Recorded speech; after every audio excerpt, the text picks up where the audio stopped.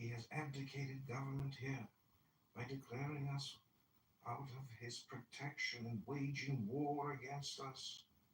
He has plundered our seas, ravaged our coasts, burnt our towns, and destroyed the lives of our people. He is at this time transporting large armies of foreign mercenaries to complete the works of death, desolation, and tyranny, already begun with circumstances of cruelty and perfidy scarcely paralleled in the most barbarous ages, and totally unworthy the head of a civilized nation. He has constrained our fellow citizens taken captive on the high seas to bear arms against their country, to become the executioners of their friends and brethren, or to fail themselves by their hands. He has excited domestic insurrections amongst us, and has endeavored to bring on the inhabitants of our frontiers the merciless Indian savages, whose known rule of warfare is an undistinguished destruction of all ages, sexes, and conditions. In every stage of these oppressions, we have petitioned for redress in the most humble terms. Our repeated petitions in the most humble terms, our repeated petitions have been answered only by repeated injury.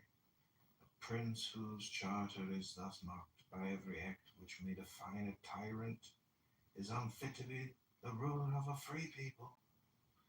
Nor have we been wanting in attentions to our British brethren.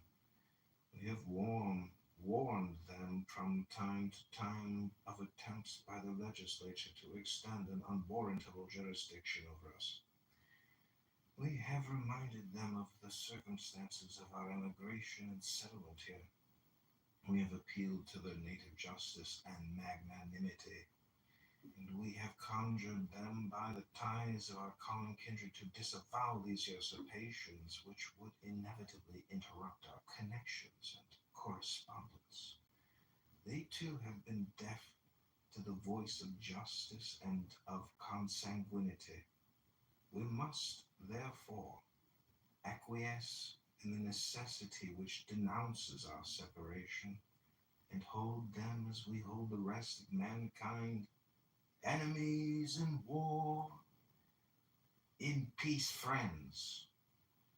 We, therefore, the representatives of the United States of Congress and General Congress, assembled appealing to the Supreme Judge of the world for the rectitude of our intentions, do in the name and by authority of the good people of these colonies, solemnly publish and declare that these united colonies are, and of right, ought to be free and independent states, that they are absolved from all allegiance to the British Crown, and that all political connection between them and the state of Great Britain is and ought to be totally dissolved, and that as free and independent states, they have full power to levy war, conclude peace, contract alliances, establish commerce, and to do all other acts and things which independent states may of right do,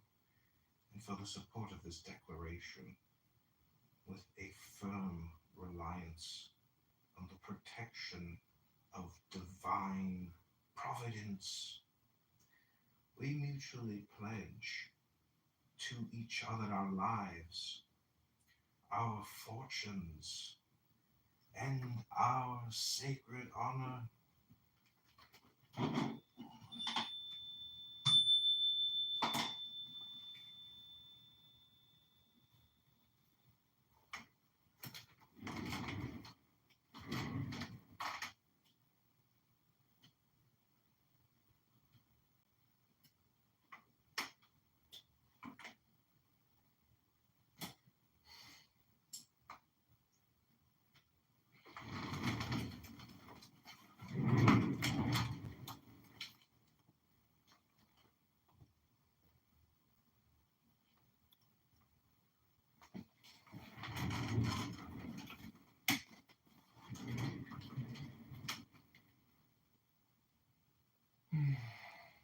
Okay, I hope you enjoyed that reading of the Declaration of Independence. It's a pretty intense document.